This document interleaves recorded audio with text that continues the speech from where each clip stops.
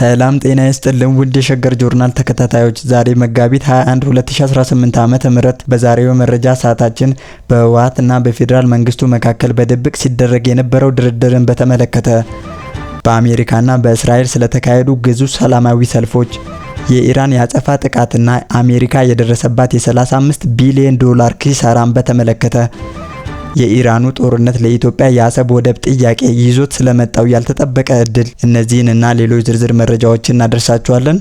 ላፍታ አብራችሁን ቆዩ። በፌዴራል መንግስትና በህወሓት መካከል በአውሮፓ ዲፕሎማቶች አማካኝነት ለወራት በሚስጥር ሲካሄድ የቆየው የሰላም ውይይት መቋረጡ ተሰምቷል። ይህ ዜና በጦርነት አዙሪት ውስጥ ለቆየውና አሁንም በከፍተኛ የኑሮ ውድነትና የጸጥታ ስጋት ውስጥ ለሚገኘው የኢትዮጵያ ህዝብ ሌላ ጭንቀት ሆኗል። ለረጅም ጊዜ በሚስጥራዊነት ተይዞ የቆየው ወደ ይፋዊ ፊት ለፊት ንግግር ለመሸጋገር ዝግጅት ላይ የነበረው ይህ ዲፕሎማሲያዊ ጥረት በህወሓት አመራሮች መካከል በተፈጠረ ከፍተኛ የሀሳብ ክፍፍል ምክንያት አጣብቂኝ ውስጥ መግባቱ ታውቋል።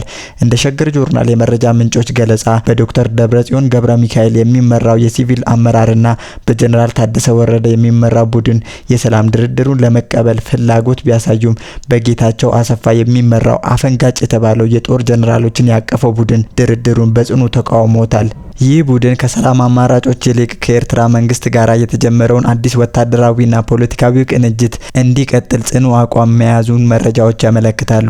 ይህ አካሄድ ቀድሞውኑ በጥርጣሬና በስጋት ሲታይ የነበረው የሚስጥር ድርድር ወደ መክሸፍ አደጋ የገፋው ሲሆን በሁለቱም ወገኖች በኩል ዳግም ወደ ወታደራዊ ግጭት ሊያመራ የሚችል የኃይል ዝግጅት እየተደረገ መሆኑም ተሰምቷል። ለፖለቲከኞች ስልጣንና ለድርጅታዊ ጥቅማቸው ሲባል የሚካሄደው ይህ ትርጉም አልባ ጦርነት ትልቁን ዋጋ እየከፈለ ያለው ተራው የኢትዮጵያ ህዝብ ነው።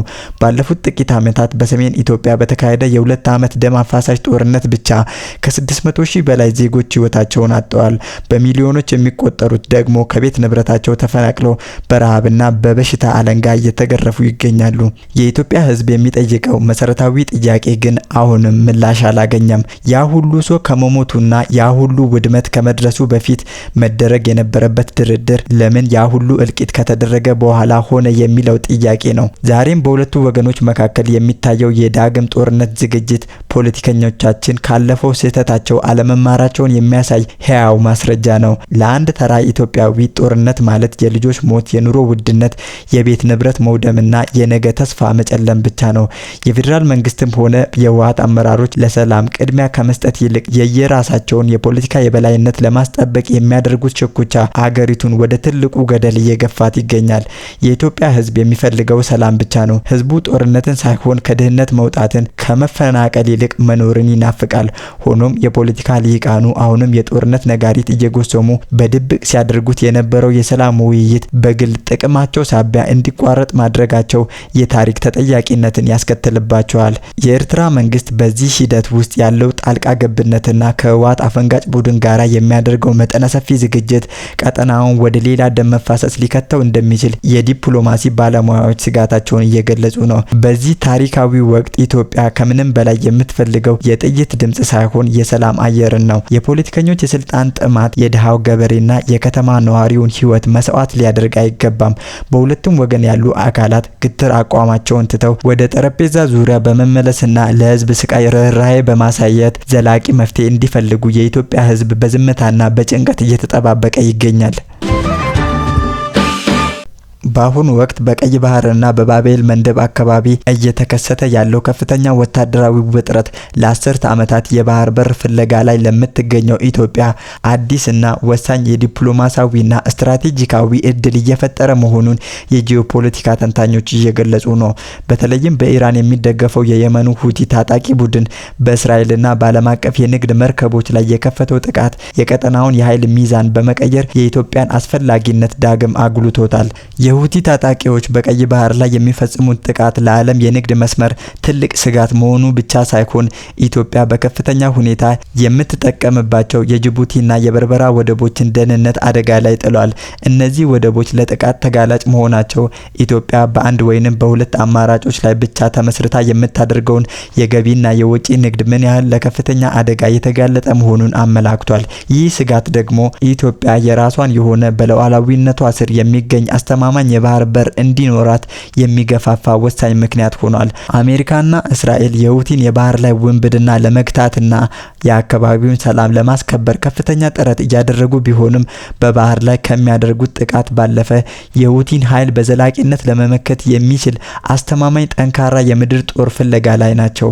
በዚህም ረገድ በምስራቅ አፍሪካ ግዙፍና ልምድ ያለው ሰራዊት ያላት ኢትዮጵያ ለምዕራባውያን ብቸኛና ተመራጭ ስትራቴጂካዊ አጋር ሆና መቅረቧ አይቀሬ ነው። ኢትዮጵያ በቀጠናው ሰላም በማስከበር ረገድ ያላትን የረጅም ጊዜ ልምድና የሰራዊት ጥንካሬ አሜሪካና አጋሮቿ የሁቲን ስጋት ለመቆጣጠር በሚያደርጉት ወታደራዊ እንቅስቃሴ ውስጥ እንደ ዋነኛ ምሰሶ እንድትታይ አድርጓታል። ይህ ደግሞ ለኢትዮጵያ መንግስት ትልቅ የድርድር ካርድ ሆኖ ሊያገለግል ይችላል። በሌላ በኩል ኤርትራ በቀይ ባህር አካባቢ የምትከተለው ዝምታና ሚስጥራዊ አካሄድ በምዕራባውያን ዘንድ ከፍተኛ ጥርጣሬ እየፈጠረ ይገኛል። በርካታ የደህንነት ምንጮች እንደሚጠቁሙት ኤርትራ የኢራን ዝምተኛ ተላላኪ በመሆን የሁቲ ታጣቂዎችንና የኢራንን ፍላጎት በሚስጥር እያገዘች ሊሆን ይችላል የሚል ግምት አለ። ይህ ጥርጣሬ በጸና ቁጥር አሜሪካና እስራኤል በአካባቢው ካላቸው የጸጥታ ስጋት አንጻር ከኤርትራ ይልቅ ግልጽ አቋም ካላትና የጋራ ጠላት ካላት ኢትዮጵያ ጋራ ጥብቅ ወታደራዊ ትብብር መፍጠርን ይመርጣሉ። በዚህ የታሪክ አጋጣሚ ኢትዮጵያ በቀጠናው የምትሰጠው ወታደራዊና የጸጥታ ድጋፍ እንደ ትልቅ ምላሽ የምትጠይቀው የአሰብን ወደብ የኢትዮጵያ ሉዓላዊ ግዛት እንዲሆን ነው። ይህ ጥያቄ የኪራይ ወይንም የንግድ ስምምነትን ሳይሆን ኢትዮጵያ በቀይ ባህር ላይ ያላትን ታሪካዊና ሕጋዊ መብት የሚያረጋግጥ ሉዓላዊ ይዞታን የሚመለከት ነው። ኢትዮጵያ የአሰብን ወደብ በሉዓላዊነት የምታገኝበት ልዩ ስምምነት ከተፈረመ ይህ ለሀገሪቱ ብሔራዊ ደህንነትና ለኢኮኖሚ እድገት ብቻ ሳይሆን ለመላው ቀጠናው መረጋጋት ትልቅ አስተዋጽኦ ይኖረዋል። አሰብ በኢትዮጵያ እጅ መግባቱ አሜሪካና አጋሮቿ በቀይ ባህር ላይ አስተማማኝና ታማኝ ኃይል እንዲኖራቸው የሚያስችል ሲሆን ለኢትዮጵያ ደግሞ ለዘመናት የቆየ የመታፈን ስሜት የሚቀለበስበት ታሪካዊ እድል ይሆናል። በአጠቃላይ አሁን ያለው የቀይ ባህር ውጥረት ለኢትዮጵያ አዲስ ዲፕሎማሲያዊ እድል ፈጥሯል። አገሪቱ ያላትን ወታደራዊ የበላይነት፣ የጂኦፖለቲካዊ አስፈላጊነት በመጠቀም አሰብን ዳግም የሉዓላዊ ግዛቷ አካል ለማድረግ የምታደርገው ጥረት ከምንጊዜውም በላይ ወቅታዊና አሳማኝ እየሆነ መጥቷል። በአሁኑ ሰዓት በዓለም ዙሪያ የሚገኙ ሁለት ታላላቅ ዲሞክራሲያዊ አገራት ከፍተኛ የፖለቲካ ትኩሳት ውስጥ ይገኛሉ። በአሜሪካ የፕሬዝዳንት ዶናልድ ትራምፕ አስተዳደርን የሚቃወሙ በሚሊዮኖች የሚቆጠሩ ዜጎች አደባባይ ሲወጡ፣ በእስራኤል ደግሞ በኢራን ላይ የተከፈተውን ጦርነት የሚቃወሙ ሰልፈኞች ከተሞችን አጥለቅልቀዋል። በአሜሪካ ዋና ዋና ከተሞች ዋሽንግተን ዲሲን ጨምሮ በኒውዮርክ፣ ቺካጎና ሎስ አንጀለስ የተካሄዱ ግዙፍ ተቃውሞ በአገሪቱ ዘመናዊ ታሪክን የቀየረ ሆኖ ተመዝግቧል። ንግስናን አንፈልግም በሚል መሪ ቃል የተሰባሰቡት በሚሊዮኖች የሚቆጠሩ አሜሪካውያን የትራምፕ አስተዳደር የህገ መንግስቱን ገደቦች በመጣስ አምባገነናዊ አካሄድ እየተከተለ ነው ሲሉ ወቀሳን አቅርበዋል። ሰልፈኞቹ ካነሷቸው ዋና ዋና ነጥቦች መካከል የመጀመሪያው የኢሚግሬሽን ፖሊሲ ነው። የትራምፕ አስተዳደር እየተከተለ ያለው ጥብቅና አወዛጋቢ የድንበር ቁጥጥር ህግ ሰብአዊ መብቶችን ይጥሳል የሚል ከፍተኛ ተቃውሞ ቀርቦበታል። በሰልፈኞቹ የተነሳው ሁለተኛው ነጥብ የኢራን ጦርነት ስጋትን የሚመለከት ነው። አሜሪካን በመካከለኛው ምስራቅ ለምትከተለው ወታደራዊ ጣልቃ ገብነትና ከኢራን ጋራ ለተቀሰቀሰው ውጥረት ዜጎች ስጋታቸውን ገልጸዋል። እንዲሁም ሰልፈኞቹ የዜጎችን ነጻነትና የዲሞክራሲያዊ ተቋማት ገለልተኝነት አደጋ ላይ መውደቁን በጽኑ ተቃውመዋል። ፕሬዝዳንት ዶናልድ ትራምፕ ለተቃውሞ በሰጡት ምላሽ የንግስና ስሜትም ሆነ ፍላጎት የለኝም፣ እኔ እየሰራው ያለሁት ለህዝብ ነው ብለዋል። አክለውም አሜሪካ ዳግም ታላቅ ለማድረግ በሚጓዝበት መንገድ ላይ የሚቆሙ እንቅፋቶች ናቸው ሲሉ ተቃውሞውን አጣጥለውታል። ይሁን እንጂ የፌዴራል መርማሪዎች ይህንን ያልተጠበቀ የተባለ ግዙፍ ሰላማዊ ሰልፍ ማን እንዳቀነባበረውና ከጀርባ ያሉ አካላትን ለመለየት ምርመራ መጀመራቸው የመንግስትን ስጋት ያሳያል። በሌላ በኩል በእስራኤል ታላላቅ ከተሞች ማለትም በቴል አቪቭ፣ ሃይፋና ኢየሩሳሌም ጸረ ጦርነት ሰልፎች ተካሂደዋል። ለሁላችንም ህይወት ስንል በሚል መሪ ቃል የተዘጋጀው ይህ ሰልፍ መንግስት በኢራን ላይ የከፈተውን ጦርነት በአስቸኳይ እንዲያቆም የሚጠይቅ ነው። ሰልፈኞቹ በመንግስት ላይ ያቀረቧቸው ቅሬታዎች ዘርፈ ብዙ ናቸው። ከጦርነቱ በተጨማሪ አወዛጋቢ የሆነ የፍትህ ስርዓት ማሻሻያ ፖሊሲ በድጋሚ የተቃውሞ ማዕከል ሆኗል። ተቃዋሚዎቹ መንግስት የጦርነትን ሁኔታ ተገን በማድረግ የዲሞክራሲ ተቋማትን ያዳከመ ነው ሲሉ ይከሳሉ። የእስራኤል ፖሊስ ሰልፈኞችን ለመበተን በወሰደው እርምጃ ከፍተኛ ግጭት ተፈጥሯል። እስካሁን ባለው መረጃ መሰረት ቢያንስ 18 ሰዎች በቁጥጥር ስር ውለዋል። በተለይም በቴል አቪቭ አውራ ጎዳናዎች ላይ ሰልፈኞቹና ጦርነቱን እንደግፋለን የሚሉ ቀኝ ዘመም አክቲቪስቶች መካከል የተፈጠረው ግጭት ሁኔታውን ይበልጥ አስከፊ አድርጎታል። እነዚህ በአሜሪካና በእስራኤል የታዩት ህዝባዊ እንቅስቃሴዎች በሁለቱ አገራት መካከል ያለውን ጠንካራ የፖለቲካ ትስስር ብቻ ሳይሆን በህዝቡ ዘንድ ያለውን ከፍተኛ የመብት ጥያቄና የሰላም ፍላጎት ያሳያሉ። በመካከለኛው ምስራቅ እየተባባሰ የመጣው ወታደራዊ ግጭት ወደ አዲስና አስጊ ምዕራፍ መሸጋገሩ ተሰምቷል። የኢራን ጦር ዛሬ በእስራኤል ላይ የወሰደው የአጸፋ እርምጃ እስካሁን ከተመዘገቡ ጥቃቶች ሁሉ እጅግ ጠንካራና ሰፊ ውድመት ያስከተለ መሆኑን የክልሉ የዜና ምንጮች በስፋት እየዘገቡት ይገኛሉ። ይህ ጥቃት እስራኤል ቀደም ሲል በኢራን ኢንዱስትሪ ፋብሪካዎች ላይ ለፈጸመችው ጥቃት የተሰጠ ቀጥተኛ ምላሽ መሆኑን የኢራን ባለስልጣናት በይፋ አረጋግጠዋል። በኢራን የሚሳኤል ጥቃቶች በዋናነት ኢላማ የተደረጉት የእስራኤል ቁልፍ የኢኮኖሚ ምሰሶዎች የሆኑት የኬሚካልና የብረት ፋብሪካዎች ናቸው። ጥቃቱ በእነዚህ ስልታዊ ቦታዎች ላይ ከፍተኛ የንብረት ውድመት ከማድረሱም በላይ ቀጠናዊውን የወታደራዊ ሚዛን በእጅጉ እንደቀየረው ይነገራል። የኢራን ወታደራዊ አመራሮች የአሁኑ እርምጃ ጅማሮ ብቻ መሆኑን በመጥቀስ ጥቃቱ ከጊዜ ወደ ጊዜ እየጠነከረ እንደሚሄድና በእስራኤል ላይ የሚደርሰው ኪሳራም እየከፋ እንደሚመጣ አስጠንቅቀዋል። ወደ አጠቃላይ ቀጠናዊ ጦርነት ሊቀይረው እንደሚችል የጂኦፖለቲካ ተንታኞች ስጋታቸውን እየገለጹ ነው። ከቀጥታ ወታደራዊ ጥቃቶቹ ባሻገር ኢራን ዓለም አቀፉ ማህበረሰብን ሊያስደነግጥ የሚችል አዲስ ማስጠንቀቂያን ሰጥታለች። የኢራን አብዮታዊ ጥበቃ ኃይል IRGC ባወጣው መግለጫ ጥቃቱ የሚቀጥል ከሆነ በሆርሙዝ ሰርጥና በቀይ ባህር ስር የሚያልፉ የኢንተርኔት ኬብሎችን ሊያቋርጥ እንደሚችል አስታውቋል።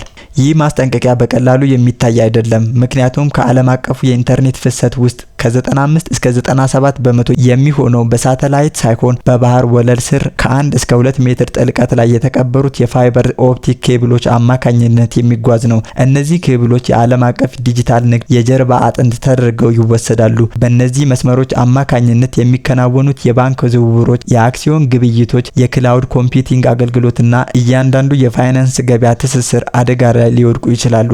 በአሁኑ ወቅት የኢራን አብዮታዊ ኃይል IRGC ለእነዚህ መስመሮች መተላለፊያ ክፍያ በዩዋን ገንዘብ የሚሰበሰብበት ጥልቀት የሌለው የባህር ወለል ስር የሚገኙ እነዚህ ኬብሎች ኤሲያ፣ አውሮፓ፣ መካከለኛው ምስራቅና አፍሪካን የሚያገናኙ ወሳኝ መስመሮች ናቸው። ኢራን ይህንን ዛቻ ተግባራዊ ካደረገች የዓለም ኢኮኖሚ ወደማይታሰብ ቀውስ ውስጥ ሊገባ እንደሚችል ይገመታል።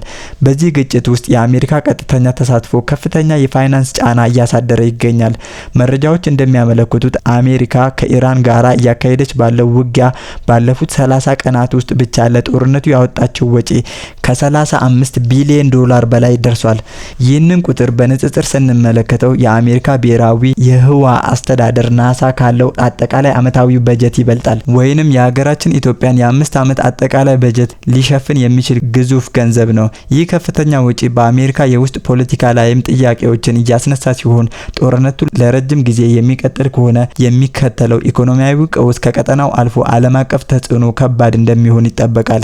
የኢራን አብዮታዊ ኃይል ከትናንት በስቲያ ማርች 28 ባወጣው መግለጫ ስልታዊ መሰረተ ልማቶች አይማሩም ሲል ያስጠነቀቀው ጉዳይ ጦርነቱ ከመሬትና ከአየር ወጥቶ ወደ ዲጂታል መሰረተ ልማቶች እየተሸጋገረ መሆኑን ያሳያል።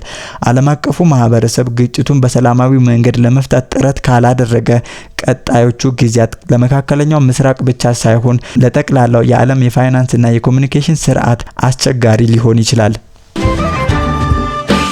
ውድ አድማጭ ተመልካቾቻችን ለዛሬ ያሰናዳንላችሁ መረጃዎቻችን እኚህን ይመስሉ ነበር። አብራችሁን ስለቆያችሁ ከልብ እናመሰግናለን።